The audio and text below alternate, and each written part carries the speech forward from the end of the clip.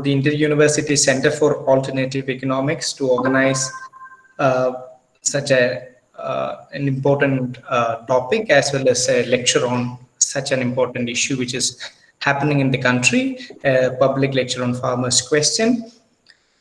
Indeed, this is in collaboration with the Kochi Collective, a friend circle who are actually organizing different issues on alternative discourse on development and other issues. And we are very happy that we are jointly organizing this. And the objective of our center is actually to work on such alternative approaches in economics and development.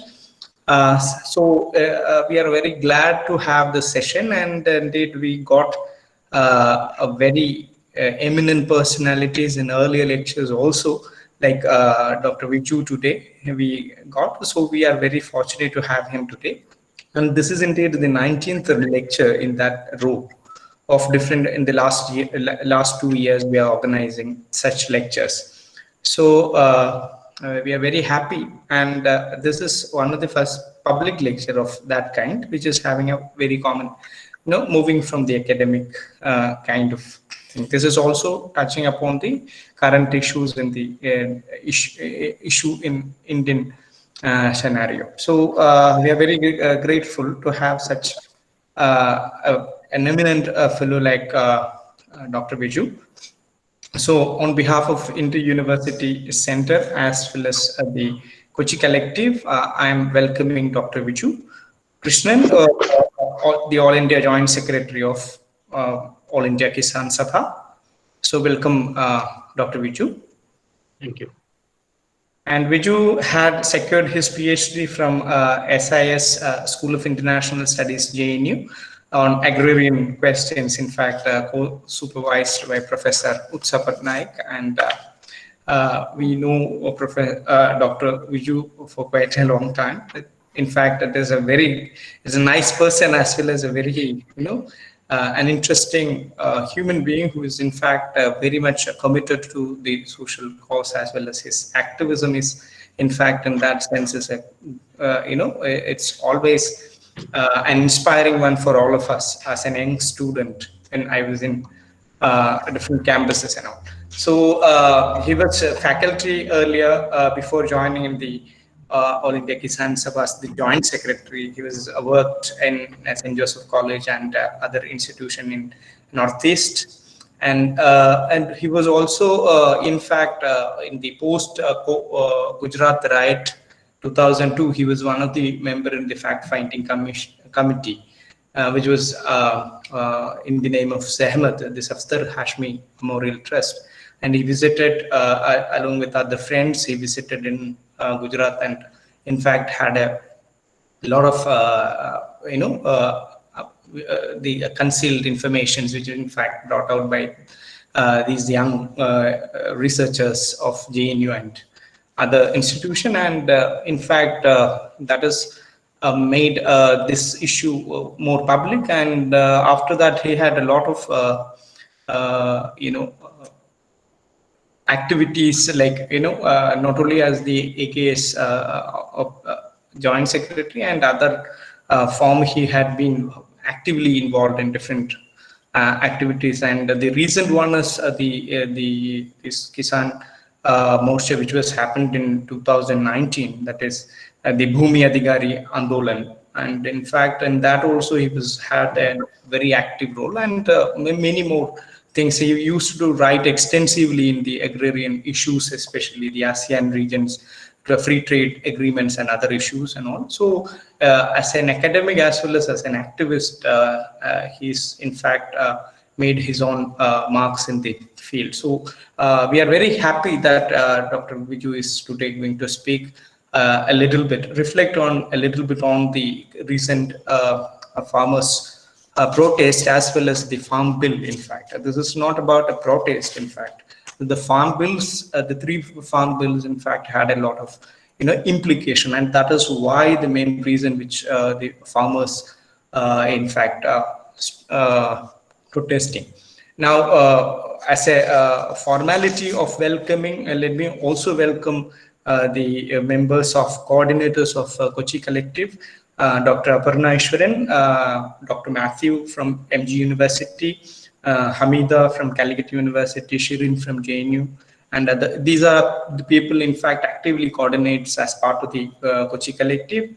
And I also wish to, in fact, welcome my friends, fellow friends, Professor Anita, the Professor and Head of the Department of Economics, University of Kerala, Manju Asna, Dean, and Prasad Shija, Professor from our department, Christabel, Director, Placement Cell, and many more who are going to join from the University of Kerala, and of course other students, faculty members, and staff of inter-universities, and Reshma is also there. So then all the fellow participants and students, on behalf of all of us, we are welcoming all of you in one words. So thank you all for being here.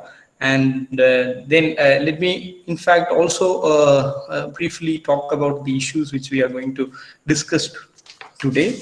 There are mainly in the as a problem, the concerns of the farmers regarding the three farm bill is the following. Like at least 5 problems are very, very important one. The first one in that sense is the center-state relation, which has been, in fact, touched upon, or in fact questioned by this very farm bill, and Farm Act. Now, again, it is also made an issue of treating, though it is in fact talks in terms of market, which is the flexibility or the access of market, but in fact this is not talking about an equitable level playing market, rather than it speaks about 2 different type of market, which is in fact sets with the 2 different rules. So at the same time, the concerns, again, it is talks about in terms of fragmented market. When you say about your market is, well and good to make the farmers to access, having better access and all, despite all that fact, it is in fact a fragmented market structure, and it is also generate issues of in fact the bias prominence in the form of the agribusiness, and the big corporates are going to play a crucial role in that. So these are the things which in fact made the farmers really come out and protest against this farm bill. And it is nothing trivial. This is very important, and many times we feel that why people are agitating against this kind of thing. So these are the concerns which really we need to address, and that was never happened in this particular case. And in the previous years and all, when the government had the similar issue, but they were actually reluctant to have this sort of legislation which is going to happen very soon or so. So they are not accepting it. So with that point, and then there is no equal playground between the farmers, the sellers, as well as the buyers in that context. So these are the issues, in fact, mainly triggered by the farmers to basically come out, and I'm not actually going to speak much on this fact.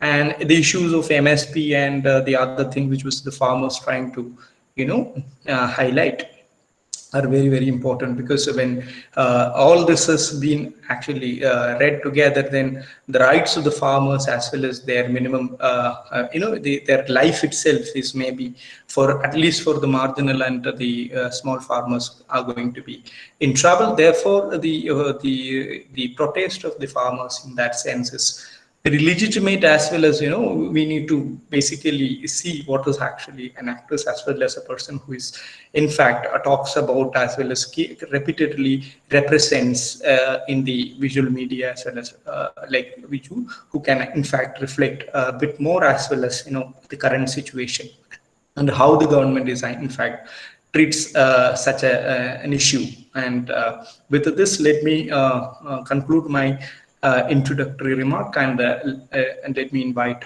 Dr. Vijoo to reflect on this. Thank you.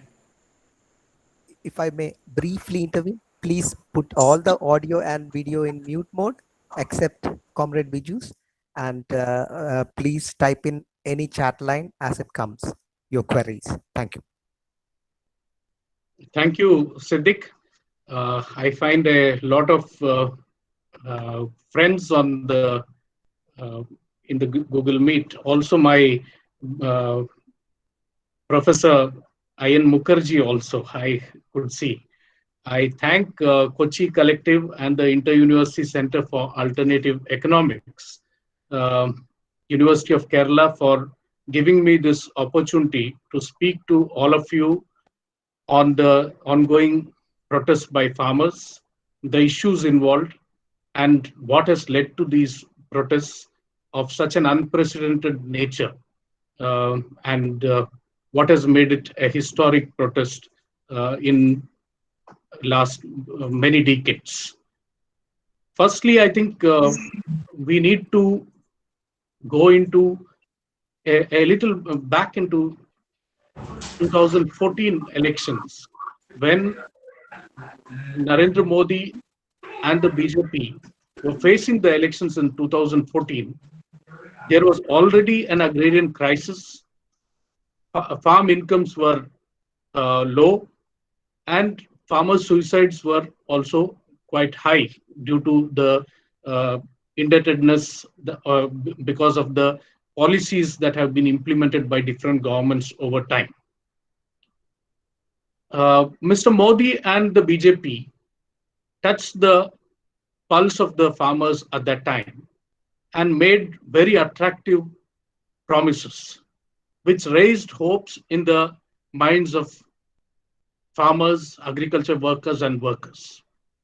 In more than 300 public meetings where he attended himself, and many more where his 3D projections were displayed, as well as in the BJP manifesto, it was promised that farmers' incomes would be doubled, farmers would be given at least 1.5 times more than the cost of production as the support price for their produce, as recommended by Swaminathan Commission. The inputs like seeds, fertilizers, etc. would be provided at subsidized rates cheaply to farmers. The crop loans would be given at low interest rates. And if there is a crop loss due to natural calamities or other reasons, then there would be crop insurance provided to the farmers. Har khet ko pani, water for every field, was another promise of the government. And it was also mentioned that there would be no forcible acquisition of land, no acquisition of land without the permission of the farmers and those dependent on land. In addition to the agriculture workers, it was promised that they would be provided at least 200 days of work and an increased with increased wages. So this naturally created a lot of enthusiasm in the rural areas, and that translated into votes for the BJP. And if you look at the election results, especially in Haryana and Maharashtra, where BJP has never come to power on its own, they managed to come to power in these two states with good backing of the agrarian classes. So that is in 2014. And in 2014, once they come to power, within a few days, we met the agriculture minister with the All India Kisan Sabha delegation and demanded that the promise of providing a minimum support price of at least 50% more than the cost of production should be implemented. It was their electoral promise. It was the promise made by Mr. Modi himself. The agriculture minister just laughed off and asked us why were we so serious about it. It's only an election time promise. It is only every political party makes promises to get votes, and it is only should be seen as such. Very soon, the BJP national president also made the statement that these are only Chunavi Jumlas or election time jingles. And the Narendra Modi-led BJP government filed an affidavit in the Supreme Court that this cannot be implemented. So very soon into the first term of Narendra Modi-led BJP government, we find that they are showing signs that the promises made are going to be betrayed.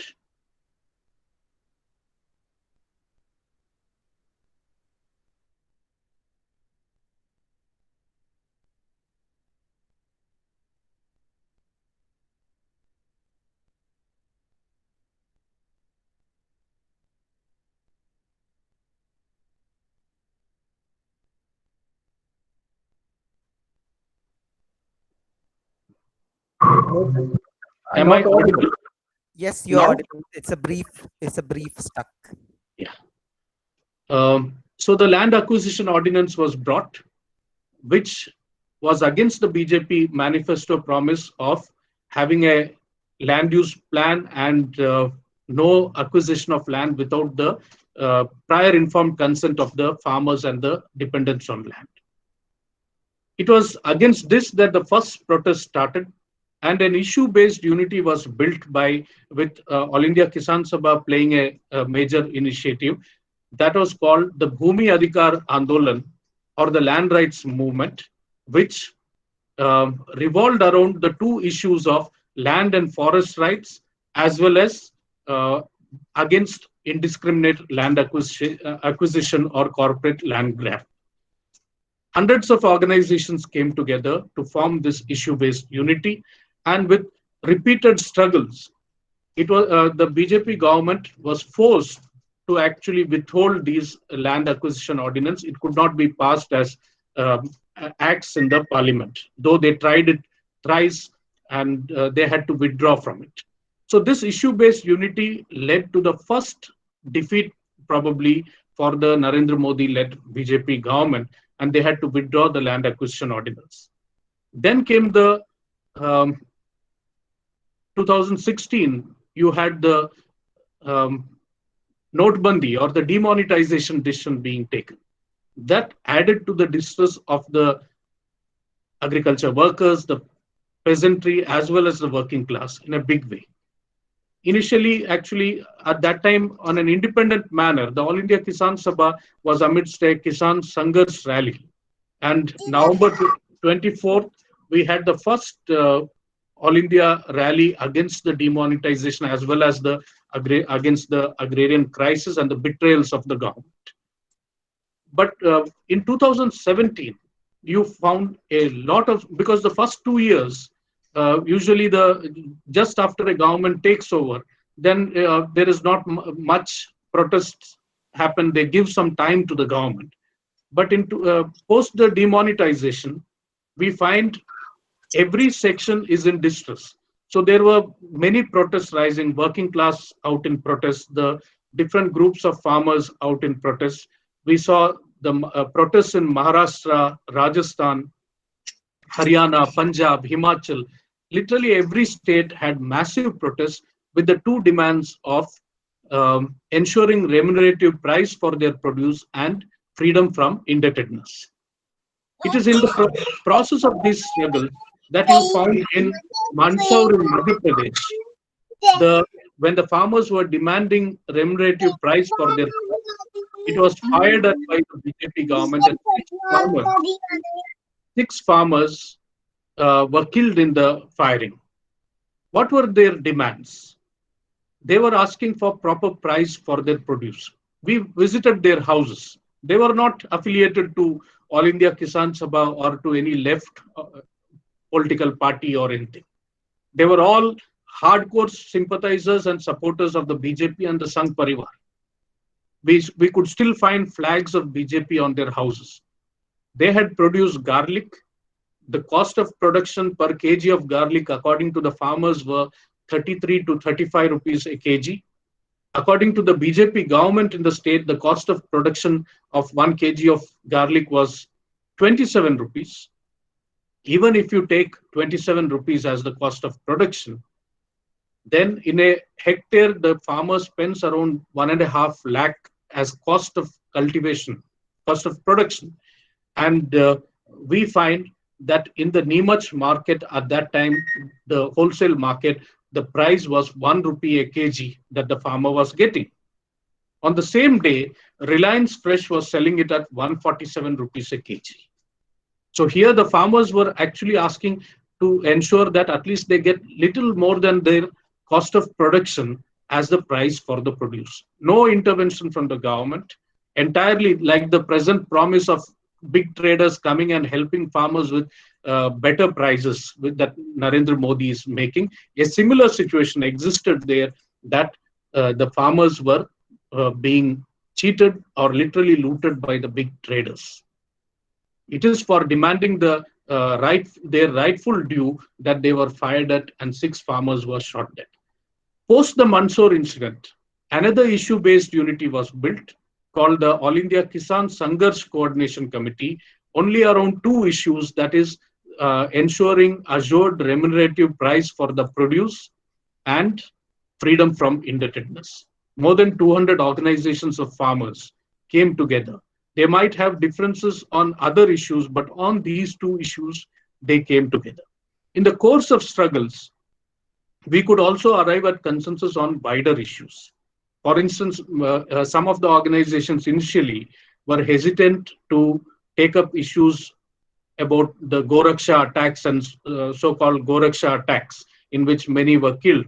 But in the course of struggles, by the end of 2018, most of the organizations also started taking a position against these attacks which were going on, and in which more than 100, especially farmers from Muslim and Dalit communities, were killed. That consensus also emerged on wider set of issues. We had numerous struggles. You all have seen the Kisan Long March from Nasik to Mumbai, in which thousands marched more than 186 kilometers in 6 to 7 days, and forced the Maharashtra BJP government to accept all the 12 demands that they had put forward. This struggle saw an unprecedented solidarity emerging, with all sections coming out in support. You had the middle class, the workers, the dabbawalas, the Dalit shawls nearby coming out in support, and also small traders coming out in support, providing slippers and food for the marchers who had marched more than 186 kilometers. So that is also something which we had never seen before, a new kind of solidarity emerging. It was visible also in the Rajasthan struggles, especially in Sikar, where all sections, including auto drivers, traders, and working class, middle class, all of them coming in solidarity with the farmers. Naturally, it was an outpouring of the general discontent that existed in the society because of the distress created by the Notebandi, the demonetization, and the GST related decisions. So in 2018, we had 3 important protest actions.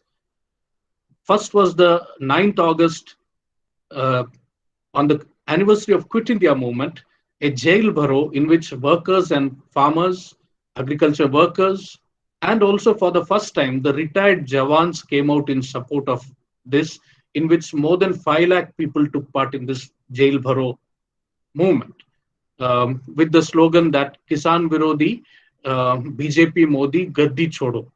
The anti-farmer BJP and Narendra Modi should quit from the seat of power. That is with that slogan. And on September 5th, we had a massive Mazdoor Kisan Sangharsh rally, in which more than 2 lakh farmers, agriculture workers, and workers joined in Delhi. And in my almost 3 decades of activism, I have not seen that kind of a protest in which more than 2 lakh farmers, agriculture workers, and workers joined together. In the post the Mandsaur incident, continuous struggles by the All India Kisan Sangharsh Coordination Committee and different parliament marches, a Kisan parliament in Delhi, in which from amidst the struggles, for the first time probably in our history, that 2 bills were prepared, and these bills were presented in the parliament as private member bills. One demanding assured remunerative price and procurement, and another demanding these bills remain in the parliament. Now we see that 3 new bills have come in 2020 July without any mention about the earlier proposals which came from farmers themselves. But these struggles also led to some electoral reverses for the BJP in some of the states like Madhya Pradesh, Chhattisgarh, Rajasthan, and so on. And generally, there was an imprint in the minds of the peasantry, BJP Modi Kisan Virodhi.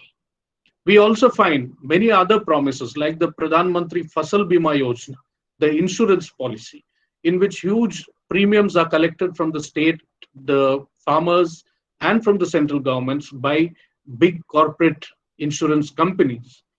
And we find every year these companies were making huge profits, thousands of crores of profits.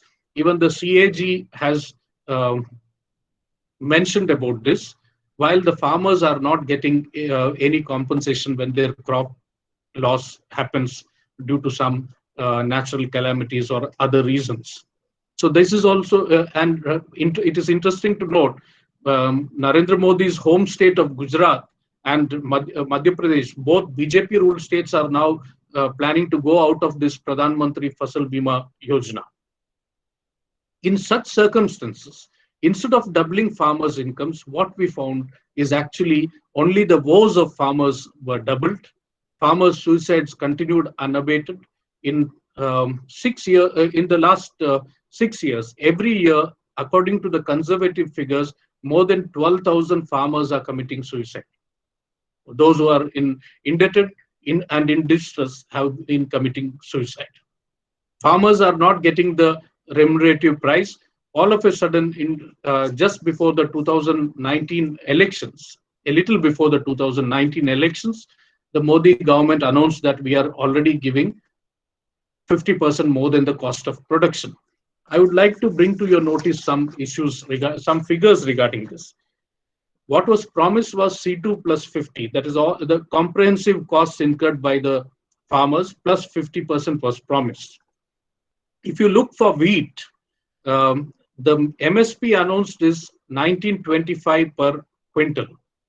Had it been C2 plus 50, as per the Commission on Agriculture Costs and Prices calculations, then it should have been something like 2,140 rupees. Had it been according to the state government projections of C2 plus 50, it should have been something like 2,772 rupees per quintal. Such huge gaps are there. In terms of calculation of these prices also, there are a lot of problems that exist, which farmers have been pointing out time and again. And we all know that procurement is also not effective everywhere.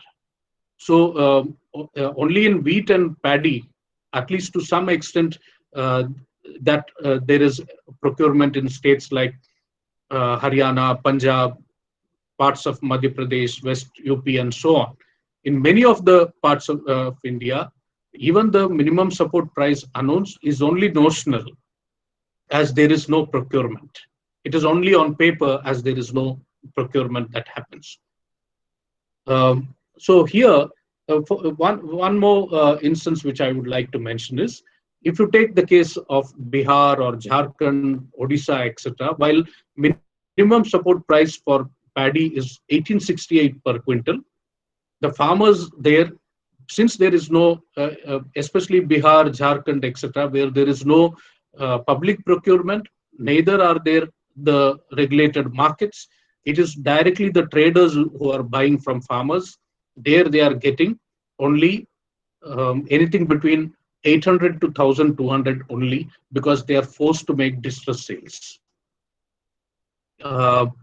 In fact, yesterday, an old student of JNU who is entirely into farming in Navada district of Bihar was telling me that he managed to get 1,300 rupees per quintal, while the minimum support price is 1868. In most parts, it is much lesser that they are getting. If, a state like Kerala is providing 27.50 per quintal and procuring paddy from the farmers. So in such a circumstance, you had a betrayal of most of the promises. The hope that was generated by Mr. Modi in 2014 was belied in a big way. There was promises of 2 crore employment for youth every year, but we find in 45 years the highest unemployment rate. Farmers' suicides, I already mentioned, increase in malnutrition in a big way, very dangerous proportions in some states like Maharashtra, Chhattisgarh, Jharkhand, Madhya Pradesh, Odisha, and so on. And but in 2019, BJP and Mr. Modi manages to win the election again in a much bigger way. Post the Pulwama Balakot incidents, an ultra-nationalist campaign that went into it after that, and also the use of the corporate media in North India, known more as the Godi media, and huge expenses with the help from the corporate cronies in the elections. And just before election, the government announces a Pradhan Mantri Kisan Samman Nidhi, where 6,000 rupees per hectare is promised to all farmers. And the first installment of that comes into the farmers' accounts even on the day of the polling. So the election commission's role and all that is there. It is in such a circumstance that they again win, and also the disarray in the opposition ranks that they could not put up a fight is also a matter to be noted. They win the elections in a much bigger way. But if you see 2019 till now, there is an economic recession kind of situation, big increase in unemployment, jobs lost in textile industry, more than 30 lakh people losing job, in automobile industry, more than 10 lakh people losing job, and so on. So this has been happening. It is in such circumstance, and also profit-making public sector undertakings being privatized in a big way during this period. It is in such circumstance that the pandemic struck. And even when the pandemic struck, for almost 3 months after the first instance of corona virus disease in Wuhan, though there were enough warnings from the Food and Agriculture Organization, the World Health Organization, etc., that it could lead to a big crisis, increased unemployment, and also poverty, food crisis, and so on. Almost 3 months went into just trying to create a communal polarization around the Citizenship Amendment Act, the Article 370, and so on. And we all know how the protests against these policies, these decisions, were met with, repressed in a big way by the government.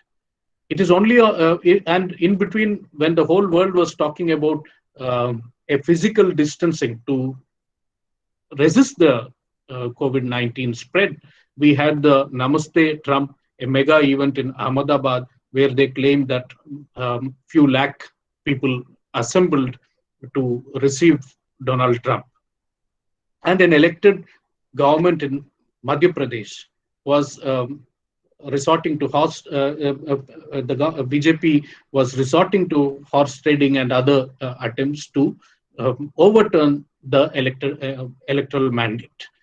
It is only on 22nd March that the Janta curfew was announced, and with the Prime Minister asking people to bang plates and express appreciation for the health workers and sanitation staff.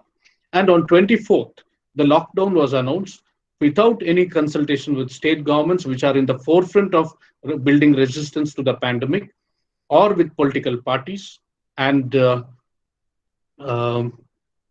with not much notice to the general public. When the lockdown was announced, the Indian farmers were expecting a bumper harvest. especially in the north where wheat is cultivated in a big way. Compared to last year, about 11% increase in acreage of wheat was there. So they were expecting a bumper harvest. But if you look at the manner in which lockdown was imposed, how post the partition, you had the biggest exodus of people where millions had to march from their places of work to their hometowns or to their villages, left to fend for themselves. So there was a harvesting crisis and a marketing crisis that happened. In the first 23 days of lockdown, if you compare with the last year, only 6% of the wheat arrivals last year, only 6% of that had arrived in the markets in the first 23 days. So there was huge losses for farmers because even if family labor was used for harvest, they couldn't transport it to the markets. Even if they managed to transport it to market, no buyers, and this kind of a situation. Every crop suffered. Horticultural crops in a big way, vegetables and fruits and flowers, perishables suffer. Farmers cultivating these crops suffered in a big way. Grape farmers in Maharashtra alone are said to have suffered over 1,000 crore loss. The dairy farmers, milk rates reduced in a big way, about 10 to 15 rupees per liter. And you also had poultry farmers who were getting about 80 to 90 rupees per live bird, being forced to sell at anything between 20 to 25 rupees only. So every section suffered income losses. Farmers, agricultural labor, the working class. And now the figures that are coming, initially the figures were saying about 12 crore people lost their jobs. And Professor Arun Kumar and others say it should be anything over 20 crore. So that required a more sensitive approach from the central government.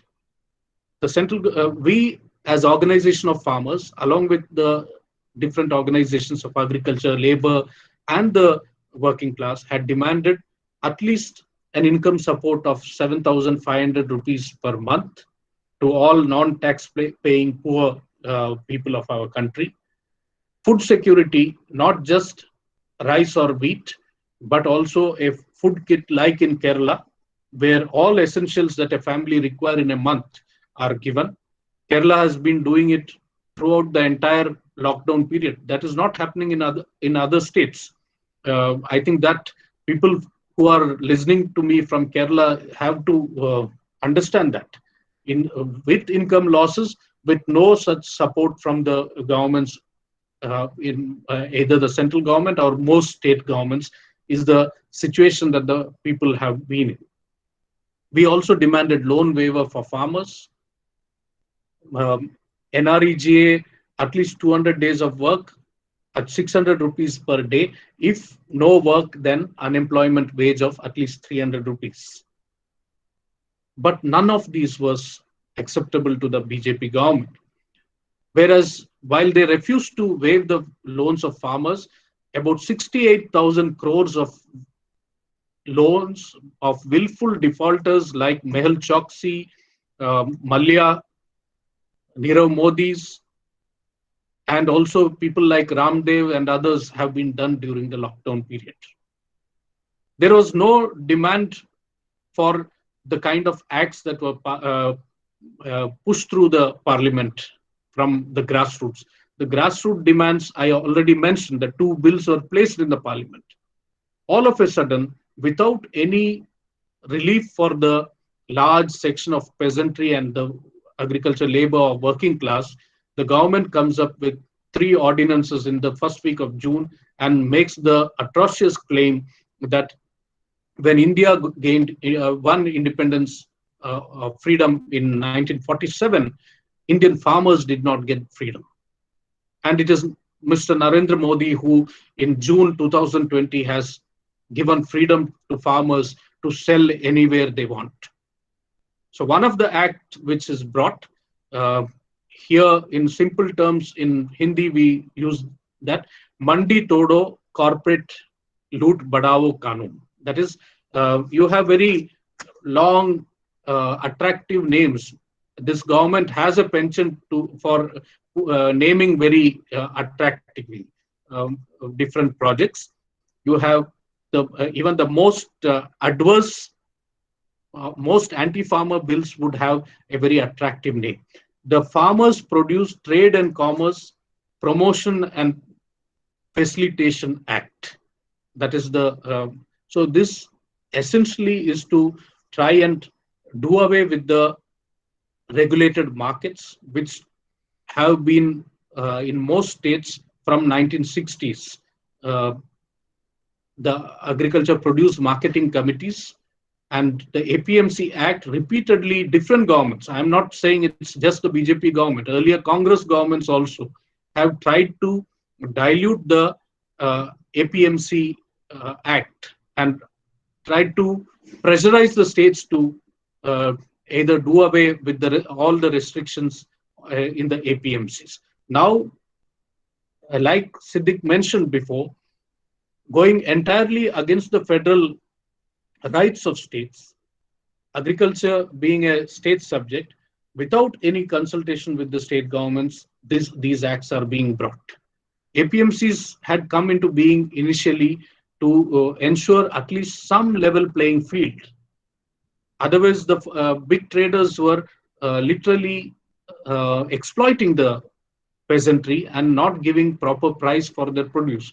So with regulated markets, with some government control, some dispute mechanism, and so on, there was at least a semblance of level playing field that was sought to be created. That is being, and we are not saying there were no problems, but the government is resorting to throwing the baby with the bathwater. What was required was to strengthen and the different mechanism which would protect the farmers' interests and ensure that they are not cheated. But instead, now the government is claiming that the farmers' produce would be bought directly by the big companies and farmers would get good price. That is Adani's, Ambani's, Birla's, Tata's, ITC, Walmart and Pepsi will give our farmers better price than what they are getting now. That is the claim. I did mention about earlier about the case of the garlic farmers in Madhya Pradesh. I also gave you the example of Bihar, where in 2006 the APMCs were done away with. The farmers in Bihar have not seen big corporates coming and giving them better prices. They have only further exploited the farmers. That is the situation. Now, the second act, it is something, this protest is not just of farmers. It is a protest where each one of you have to be part of it. The Essential Commodities Act, brought in 1950s, was to ensure that there is no hoarding and black marketing. What is happening with the Essential Commodities Act Amendment Act?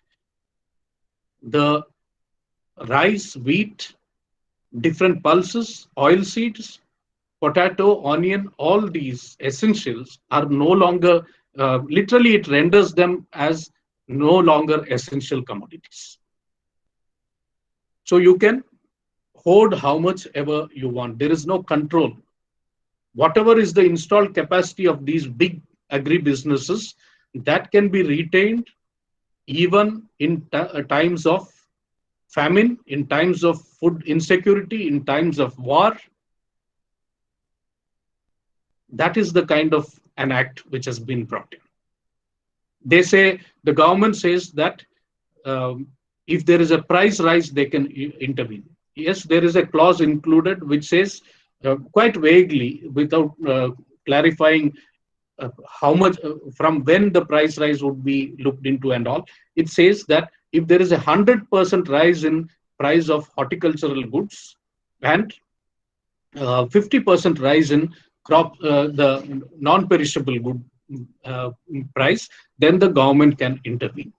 So this is also to promote in a big way hoarding and black marketing. It is going to lead to huge rise in prices for essential commodities for you and me and every toiling Indian.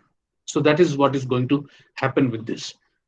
Uh, you also should note some things. For instance, in 2014, after the BJP government had come to power, you had a situation where arhar dal, in also in some places known as tuar dal, the market consumers had to pay up to 220 rupees a kg. The farmers at that time in Gulbarga, northern Karnataka, where which is one of the centers of arhar or tuar cultivation, were getting anything between 35 to 40 rupees a kg. But consumers were paying 180 rupees more. Even if you take 40 rupees a kg, 180 rupees more in the market to get a kilo of arhar dal. So here, usual argument is if there is a higher price given to the farmers, then it leads to price rise. But you see the margin of profit that some of these companies are making. That is the case with many other produce. I can bring an n number of examples to prove my case in that. The third act is again, you have a very attractive name. If you read the name, one would feel, why are the farmers opposed to it? It says the farmers empowerment and protection agreement of price assurance and farm services act. So it talks about farmers empowerment, farmers protection, an agreement of price assurance. That price assurance is also there, and also it provides farm services. But to put in simple terms, this is only Corporate Contract Farming Act. One must note one thing: in the last almost 10 years, different governments have been trying to push state governments to pass model contract farming acts, model tenancy act, and as well as model APMC act. None of these, there has been resistance at the state level earlier. And now through these acts, central government is trying to centralize all powers in its hands against the federal rights of the states, and at the same time, removing all controls over the big corporate companies. That is what is planned through these three acts. Are these three acts something which emerged suddenly in the midnight in the minds of Narendra Modi? These are some things which have been continuously pressurized. India has been pressurized in the WTO. Professor Indranath Mukherjee, if he is listening, he will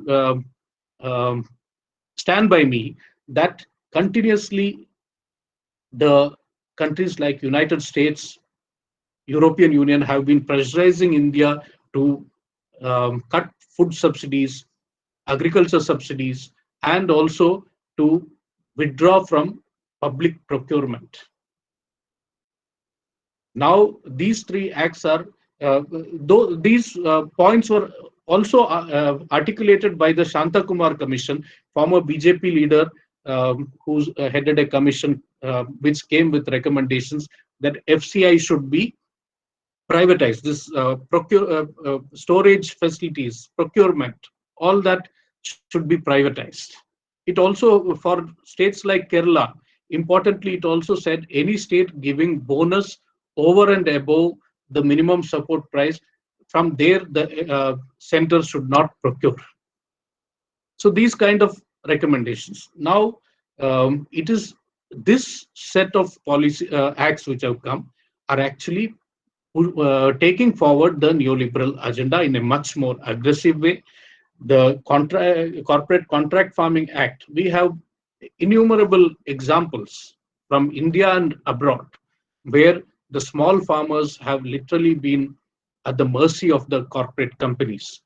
For my PhD, I looked into the contract farming in Kuppam, Chittoor district in Andhra Pradesh, where the then Chief Minister, Chandrababu Naidu, had brought in a contract farming, a Israeli-American company called VHC Agro, paying huge subsidies for the fertigation and drip irrigation system. To the literally, the farmers initially got 100% subsidy, trying to induce them into the contract farming system. And what was grown? They were growing millets or paddy in those areas. They were asked to grow gherkins. If I take a poll here, how many know what gherkins are? I am sure not more than 10 or 15% would know what gherkins are. They are not consumed by the poor in India. They are not consumed by the middle class in India, maybe in the super rich, and or an entirely export-oriented crop that is cultivated there. Initially, it did get better prices for farmers. Gradually, they ended up losing their lands. So that is what happened there. Here also, a similar situation is going to emerge. I would like to bring to your notice an interesting document called the Karnataka Integrated Agri-Business Development Plan. They don't have an integrated agriculture development plan, but the BJP government of Yediyurappa, the earlier government, not the present one, brought this policy which says lands of farmers could be taken over up to 2,000 acres. And what would happen? There would be agri-tourism on those lands. What would you have? There would be agri-tourism where people from abroad or cities could come and stay there in comfortable, luxurious cottages. There would be few farmers who would cultivate land. There would be agriculture workers and farmers cultivating land.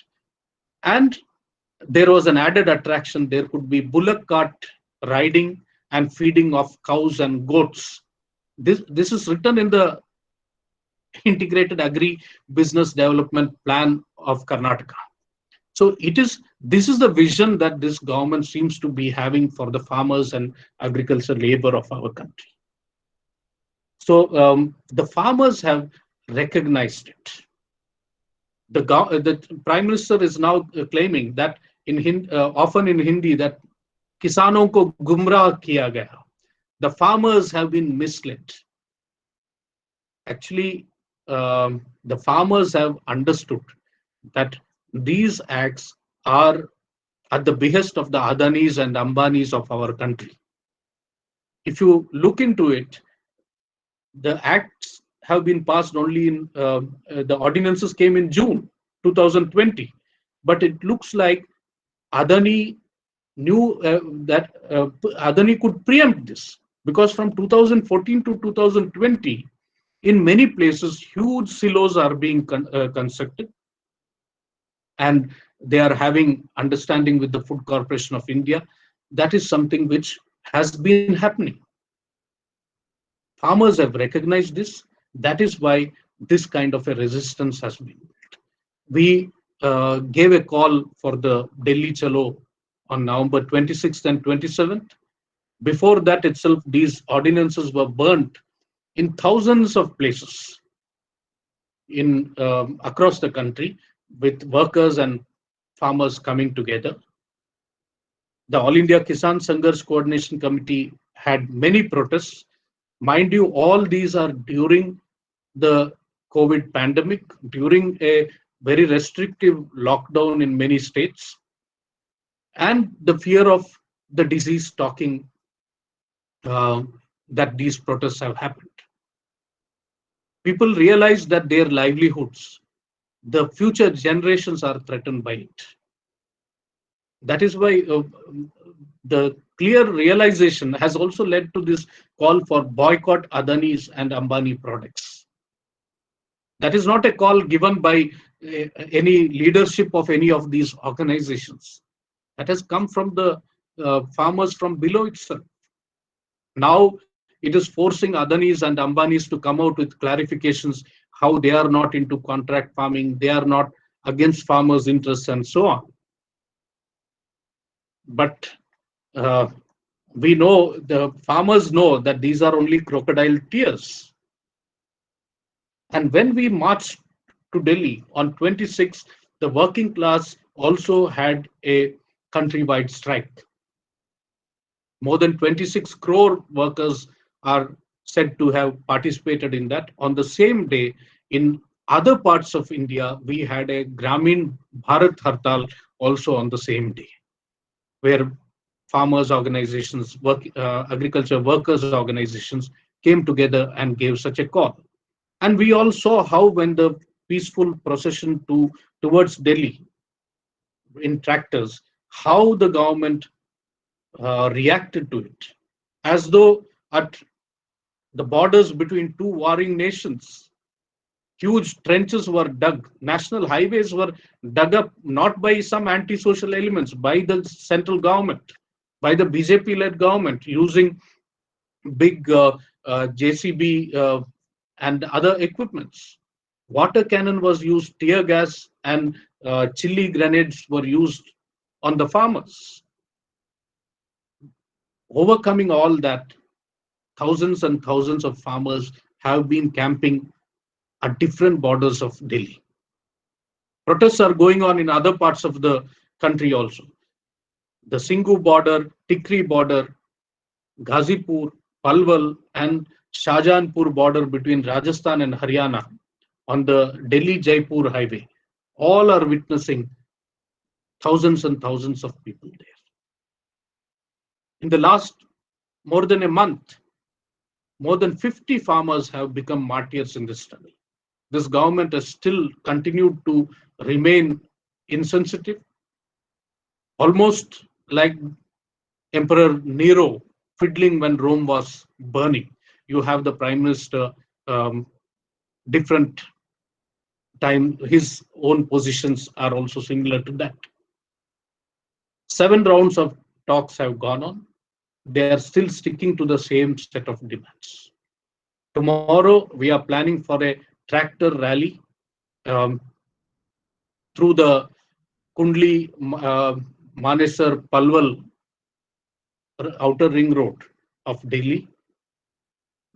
We have planned our actions for the entire this January, if required, to go ahead. If the government is not willing to withdraw these 3 acts, as well as the amendments to the Electricity Act, which would reduce subsidies, lead to huge increase in irrigation costs for farmers and electricity costs for common people, the struggle is going to go on. The farmers have said, we will not withdraw from here until and unless these acts are repealed.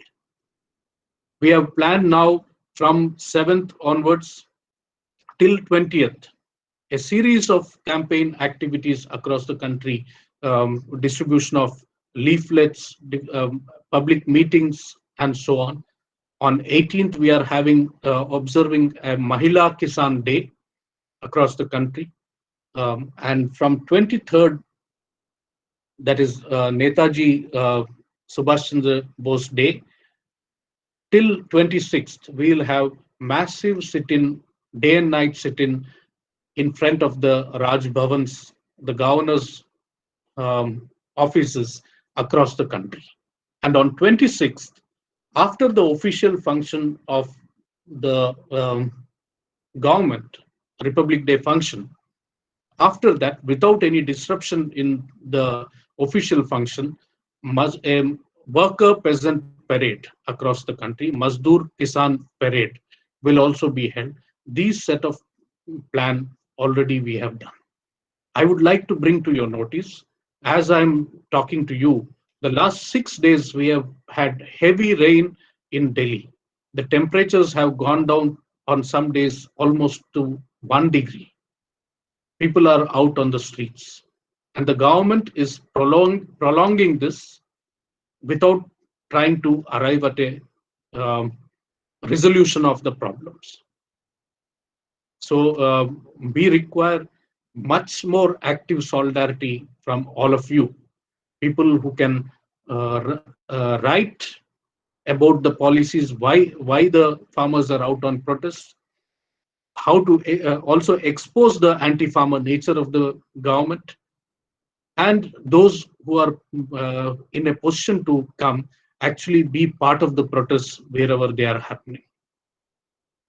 It is a historic protest that is going on, a very steely resolve among the farmers of our country. They have come prepared with their all provisions and with the entire families in many cases, and they are camping at different borders of Delhi. We are sure that this united struggle, in fact, it has to be noted, 2 days back, some journalist was asking me, who is the leader of this struggle? I said that it is a collective movement. There is no one single leader of the struggle. If you say who is the actual leader, it is our farmers and the workers who are the leaders of this movement. The same lockdown period, as people were kept under lockdown, the gates were unlocked for corporate loot. We saw how workers' rights are being trampled upon, how the hard-won right of 8 hours of work, 8 hours of leisure, and no cut in pay now is being increased to 12 hours of work, and all labor rights are being withdrawn. So there is a need for a united struggle, a need for uniting around an alternative, a pro-people alternative that will talk about universal health, universal education, universal public distribution system, social security, and democratic rights of all people would be respected. I think that is the direction in which we have to go. And this struggle is a milestone as far as democratic movement, peasant movement in our country is concerned. Thank you all for giving me this opportunity to speak on these issues. I'm sure with the support of all of you, this united movement will emerge victorious, and the government will have to bow down to the desires of the peasantry. Thank you.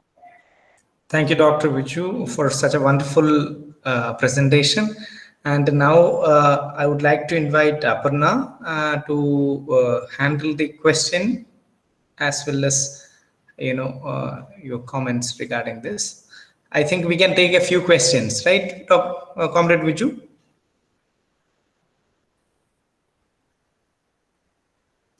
Okay. Thank you, Siddik. There are a couple of questions in the chat box. I'll read it to Comrade Vijoo, and he can respond either one by one or take it collectively as he please.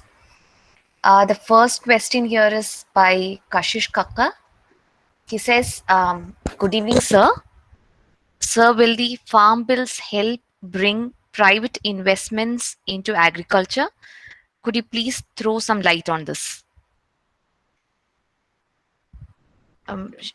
Should I read out all the questions, or would you like to take one by one? You read out all. Okay.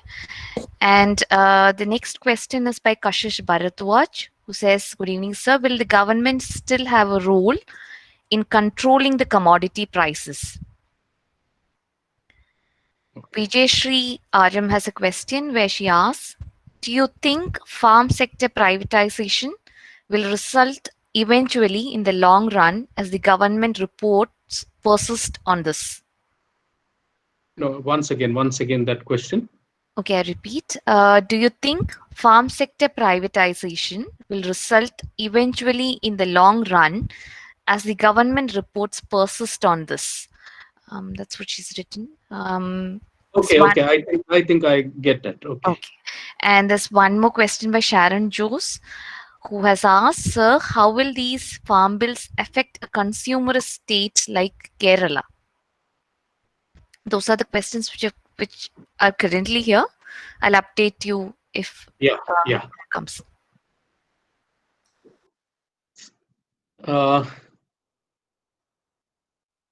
This question that Kashish has asked, will farm bills help bring private investment? Yes, in a way, if you allow total freedom for the corporate companies to hoard and also decide the prices of produce with no control from the government, it is a avenue for profiteering at the expense of people for the uh, big corporate agribusinesses. So it is likely to bring in investment.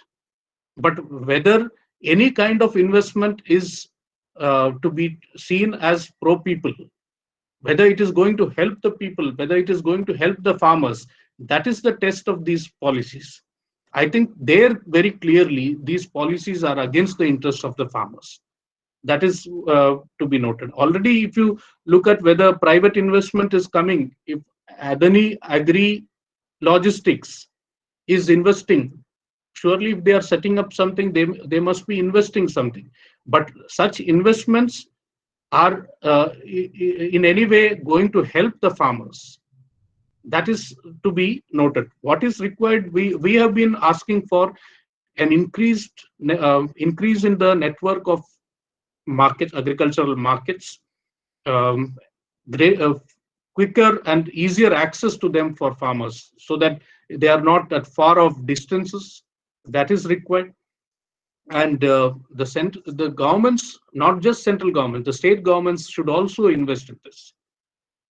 Other than that, we also feel uh, cooperatives and self-help groups and such bodies also should be involved in procurement, in storage and um, processing, value addition, marketing, and such activities. This is the government's efforts are totally in the opposite direction. We are not having a position that there should be no private involvement at all. But this is a total clean, a blank check to the corporate agribusinesses. Will government still have a role in controlling commodity prices? On paper, yes, some role would be there, but in effect, they wouldn't be doing much. That is the earlier case of pulses, which I mentioned. If the government wanted, they could have brought some price control, but that was not happening, because the beneficiary who are the biggest sellers of pulses? Adanis, Ambanis, Tatas, Birlas, ITC, all of them are into selling pulses and such produce. So their role in controlling prices, especially with this Essential Commodities Act, the amendments being brought also, it is going to be almost very nominal. Do you think farm sector privatization, as government is sticking to the? I think the government wants to bring in corporates in a big way into agriculture. That is the direction in which they are going ahead. That is why these bills have also come. So whether there will be in a big way privatization or private investment that will come. The first question also was addressing the same aspects. As far as the farmers are concerned, we have given an open challenge to the government. We have called for repealing of these acts, but let them try implementing it without the consent of the farmers. We will resist it on the ground. There will be a peaceful resistance built against such systems which will lead to a situation where the farmers are going to be exploited. That is, this movement has very clearly shown that how we have had very interesting modes of protest, toll-free movement across different national and state highways in many places. The toll gates have also emerged as a major earning of incomes, huge incomes by many of the corporate companies. Against that, there has been this movement. Boycott of Adani Ambani products in a big way that is happening. Many people giving up geo connection and so on in a big way. So the movement has thrown up some innovative modes of protest. We are confident that these efforts of the government can be resisted effectively. The fourth question, can you repeat once again? Or Can. It is by Sharon Jose. yeah. She has asked you, how will these farm bills affect a consumerist state like Kerala? Yeah. How will it affect Kerala? Kerala, you see, even paddy, we are a deficit in rice. So we buy from other states. And with this kind of these three bills, let us take the Contract Farming Act itself. It would lead to shifting in cropping patterns. Usually, we have seen earlier there was another effort to bring in this contract farming earlier in the name of public-private partnership for integrated agricultural development. There also, that up to 2,000 acres or more can be pooled together by farmers, and corporate companies would decide what to grow on that. This was tried by the earlier UPA government, Congress-led UPA government, the second UPA government, and there all the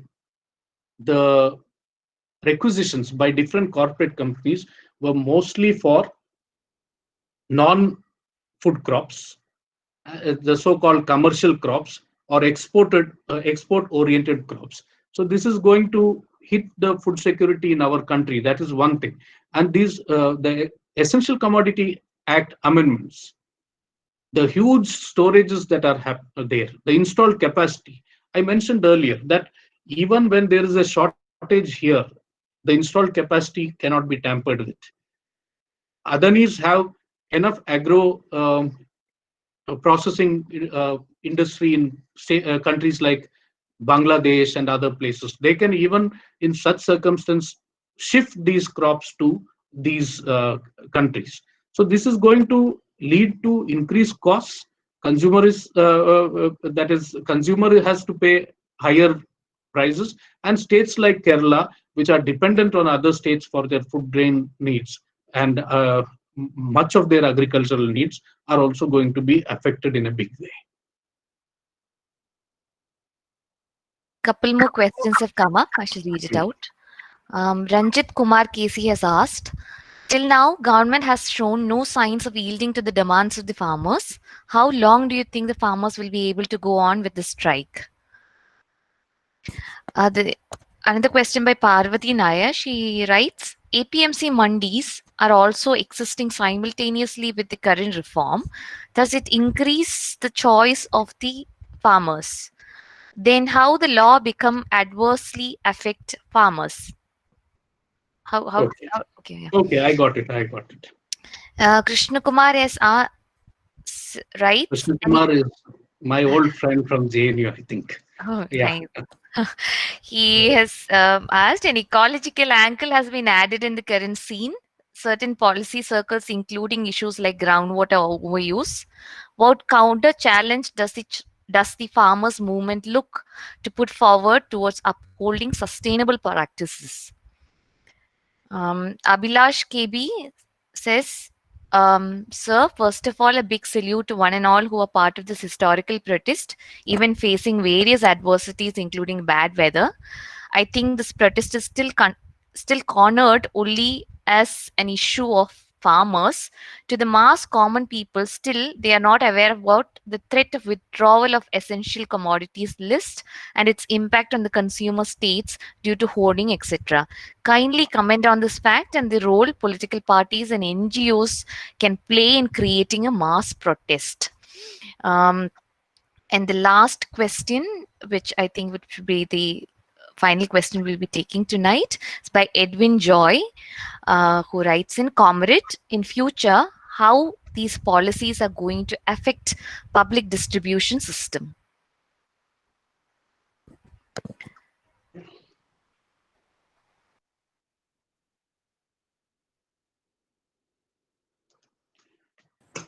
Yeah, one question which was asked about how long this struggle and no signs of yielding. We are prepared for the long haul. I think that message should be very clear to the government. The farmers have come prepared. They have braved the biting cold, and like I mentioned, last 6 days, heavy rains. They are still on the streets. No, not a single farmer has decided to go back. So this struggle is going to go on until the government repeals these acts. It may be a long drawn struggle. That realization is there among the farmers. That is where also the support and solidarity of other sections of society is very important to ensure that a quicker resolution of this issue is there. And such actions, some actions are being planned. The last question also I will about the role, about why it is only farmers, only portrayed as farmers issue and not others are not coming out in big way. Actually, it is, I mentioned earlier also that workers have come out in big way in support of the farmers, literally being part of it's not just issuing some statements or solidarity meetings and so on. They are part of many of these protests that are happening. And other than that, what role could the political parties play? I think political parties here, this is a protest which the different organizations of farmers have built up. Political parties in their own ways, in different assemblies, different also in parliament when it comes, they have been playing some role. When the bills were being passed, also around 8 MPs were suspended for protesting against the undemocratic manner in which. So they have been playing a part in raising objection to the manner in which it was passed, also creating awareness about what is the problem with these acts. In some of the states, they have also come with resolutions against the 3 farm acts, asserting the federal rights of states. Different states have come up with that. Some states have come with acts which would ensure that these acts would not be implementable in those states. That has happened. Even the state of Kerala is contemplating bringing an alternative set of alternative legislation which would showcase the alternative agriculture policy also. That is in the pipeline. About APMC mandis, whether it will not increase the choice. APMC mandis will be there. That is the argument the BJP government has been talking. Again and again, why farmers are so worried, mandis will remain. But as of now, in the mandis, there is the traders who are coming in need to pay a tax, a mandi tax. There is some kind of restrictions which are there. The government role is there, regulation is there.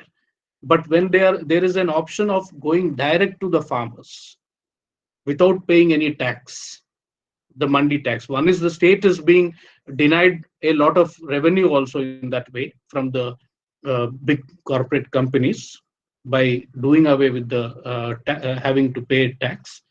And the other thing is, why will they come to the APMC mandis where they have to pay a tax, when they can go directly and buy from the farmer? So that is the situation. Where there would be, yes, APMCs would, on paper, would remain, or those establishments would remain, but in a gradual manner, the total buying of agricultural produce would shift to these big corporate companies.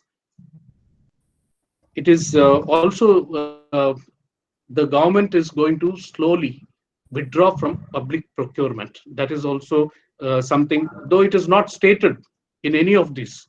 The Prime Minister has been telling that MSP will also be, it would be given in writing that MSP will continue. But this MSP, what we are saying is it is not available to farmers in most crops. It is not in most states also, there is no procurement at MSP. That is about ecological issues. There have been questions.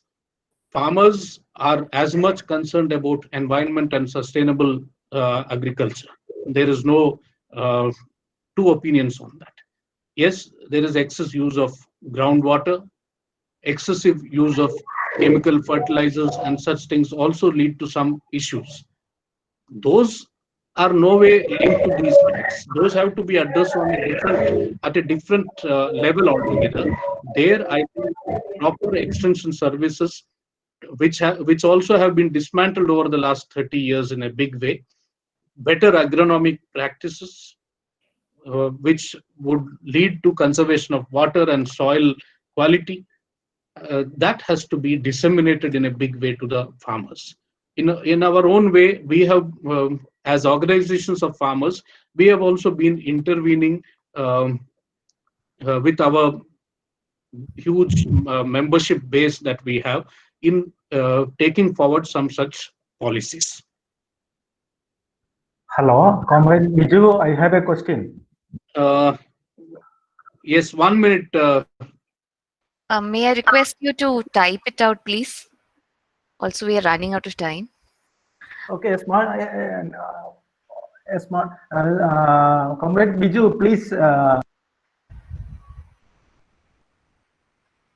You're muted. Hello. Hello. Yeah. Okay. Comrade Vijoo, please explain what is your expectation about the outcome of this strike. We are all optimistic, but we want to hear from you. We in our university days, we have a slogan: "The people united shall always be victorious." We are confident we will win, and the support has been growing. This question that was asked about the role of others in this movement. Yes. Today evening, I had attended a meeting of a solidarity group called Nation for Farmers. In every state, they are also having chapters which are trying to build support for this movement. More farmers are coming to Delhi. In the coming, within a week's time, you are having farmers coming from Kerala to Delhi, about 500 farmers in the first batch, about 300 farmers from Bengal are coming, from Gujarat, with braving a lot of repression in Gujarat. They had to, many of them had to disguise and come up to the borders of Rajasthan. From Rajasthan, from Udaipur, they had to come in. They have come and joined the protest. From Odisha today, a group of about 5 people have come. More are coming, and they have all come with the preparation to sit here as long as required. So let us see. Let Mr. Modi and his team try all they have in their armor. We will also face it as it comes. Comrade Vijoo, there is one more question, and to be fair to her, Chantini P.C. Senan has asked, as agriculture being a state list of the 7th schedule of the Constitution, can union government make such an act without the consultation of the state? Even if such a law were brought, can't judiciary do anything? Actually, ideally, the judiciary should have just struck down these acts, because you have rightly mentioned that it is under the state list that agriculture comes. Here, violating the federal rights of states, they are totally concentrating powers of the central government to change the entire marketing system in our country, to open up the lands of farmers for corporate contract farming, and also for hoarding and black marketing, whatever unlimited quantities, because these companies, the silos that they are building are so huge, and it can store a lot of grains in these silos. So it is very clearly against the interests of the state governments. Different state governments, different chief ministers are also trying to bring a concerted opposition to this. As far as the judiciary's role, I think the less said, the better. There's a poem by Mayakovsky, an ode to the judges. So you should, if some of you can find it, you should read it. What the judges have done to our land, the kind of the manner in which the different protesters have been dealt with. You see the manner in which Arnab Goswamis are given relief, whereas someone like who has been part of democratic protests, who have been involved with social service for many years, how they are dealt with. We had to, for a glass with a sipper for a senior citizen of our country, a big campaign had to be done. That is when you have a judiciary here. It is, I think, in such a circumstance, because some of us, we were initially whether we should go to court, go to the Supreme Court. But the Supreme Court has lost a lot of confidence of the people, I think, over the last few years. That is why even before, on the issue of the minimum support price, on the issue of NREGA and so on, we have different organizations have gone to court, but the court has not intervened in favor of the farmers. So that is our experience. I hope they prove me wrong. Comrade Vijoo, I have a important point, because MSP and the importance of procurement as a legal right is one of the argument of the farmers, and how that is very important in this context need to be reflected, because the audience may not be very much aware of all that. So this is also a very crucial point as far as. So yeah, I will just MSP. It is not MSP as the central government is now announcing. I will just give you. I have been attending the meetings of the Commission on Agriculture Costs and Prices from 2009 onwards. This determines this actually advises the central government on the MSP of different crops. MSP of around 24 crops, if you take Jowar hybrid and the other variety, and paddy A grade and paddy common, like that, almost 24 crops, the MSP is announced. And only copra is the only commercial crop of Kerala that features in that. But let us take the example of wheat, for instance. How do they calculate the costs? There are different costs, A2 plus FL, that is all paid out costs and family labor.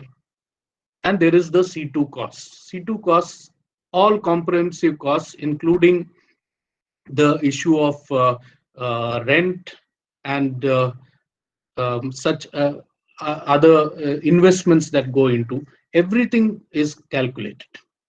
So if you take the C2 cost of wheat according to CACP, it is 1,425 per quintal. This is the CACP calculation. If you take the A2 plus FL cost, it is 923 only. So almost 500 rupees less than the C2 cost of the CACP. If you take the state government projection, it is 1848 per quintal is the C2 cost. That is exactly 50%. That is 923 is the A2 plus FL. You add another 925, then that is the C2 cost if you take the state government projections. But the state government projections are just, it is, only state governments can come and say this is our cost of production. The CACP just rejects it. Then it takes the A2 plus FL, which already is much below the C2 cost. The weighted average is taken. So let us say the cost of cultivation in Kerala is 2,000 rupees per quintal, and the cost of cultivation in, say, Uttarakhand is 1,000 rupees a quintal. The weighted average is taken as 1,500. So the Kerala farmer already loses 500 rupees lower is treated as the cost of production there. And a small increase is made over and above that, and that is announced as A2 plus FL plus 50% is being given. But what we have been demanding is computing correctly the costs and C2 plus 50. That is what we have been demanding. But if you see the minimum support price that is being announced for different crops, except for paddy and wheat, and with some exceptions for instance, some pulses, some of the oil seeds which are procured in some states, most other crops, there is almost zero procurement. So what we are saying is there should be assured procurement. The bill that we had placed in Parliament from amidst the struggles had insisted on assured procurement and remunerative cost according to C2 plus 50%. The government is not willing to do that. That was a promise of Modi. It is based on Swaminathan Commission recommendation. Narendra Modi's 2014 election promise, BJP's 2014 election promise is what we are demanding. And that as a legal right. That is not there in any of these acts. So when you say, one of our farmer leaders from Tamil Nadu used to say in Tamil that children are asking the uncle for sugar and sweets. The uncle just writes on a piece of paper, chakkare, or sugar or sweet, and gives it to the children. It is meaningless for the children. Chini chakkare chittappa, eitile ezhdi nakkappa. That the MSP for most of the crops is something like that. It is only on paper and very notional for a large section of farmers. So that has to be, it has to be ensured that the costs are calculated properly, and the inflation in that is the increase in costs of inputs, labor charges, all that has to be taken into account, and accordingly a price has to be fixed, and farmers should get that. So that is a demand which we have put forward. Only if that can be ensured, this cycle of indebtedness that is going on for many years will end, and farm suicides could be reduced in a major way. I hope I have addressed. Thank you so much. Yeah. Thank you so much. Please, Aparna. May I quickly thank you formally. Thank you, Dr. Vijoo Krishnan, for that brilliant presentation and for bringing with so much clarity, using statistics, using evidence, examples, even slogans used by farmers to make us understand what are the real issues that farmers are battling with, especially since there is so much noise around the issue, literal banging of the plates, but not real engagement. In December, when Kochi Collective was in talks in collaboration with Dr. Siddik of Inter-University Center for Alternative Economics, we were thinking of how we as a research community can stand up for our responsibility towards fellow citizens. And we wanted somebody who would amplify the voices of the farmers, as well as stand with them in solidarity. And I'm so pleased to say that today's talk is a testimony to how right we were in the decision to approach you for a talk. And we are extremely grateful that you accepted our request.